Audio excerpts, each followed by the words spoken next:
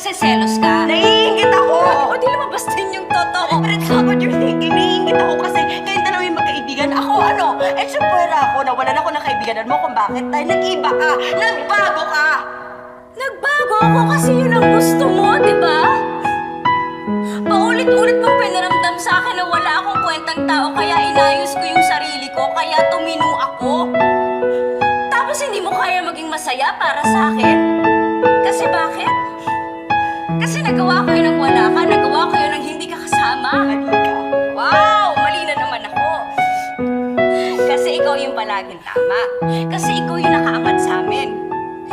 Sa mga mata mo, kami yung laging mali, kami yung may dumi, kami yung palpak. Ikaw yung magaling, matalino, busilak ang puso mo. Gusto ka kitang tinutulungan kasi mahal kita. Gusto ko maging masaya ka. Hindi totoo yan.